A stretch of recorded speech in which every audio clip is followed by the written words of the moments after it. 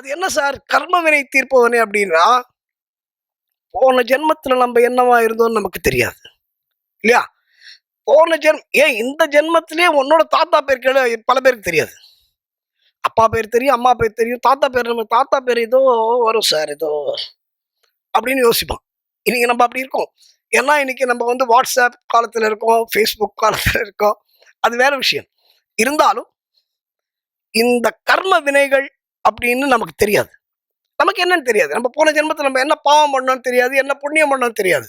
அதனால தான் வாழ்கின்ற இந்த மனித ஜென்மத்தில் ஐயப்பன் கொடுத்திருக்கிற, இறைவன் கொடுத்திருக்கிற இந்த ஜென்மத்தில் நாம 4 பேருக்கு நல்லது பண்ணி, ஒருவேளை நல்லது பண்ண முடியலனாலும் அட்லீஸ்ட் கெடுதல் பண்ணாம, உபத்திரவம் பண்ணாம நம்ம பாட்டுக்கு ஒதுங்கி போனோம்னா, நம்முடைய வாழ்க்கையை நல்லபடியாக நாம் அமைத்துக் கொண்டால், நம்முடைய மனத்தை நாம் அன்போடு நடத்தி கொண்டால், கண்டிப்பாக நாம் நினைத்தது நடக்கும் என்பது நிச்சயம்.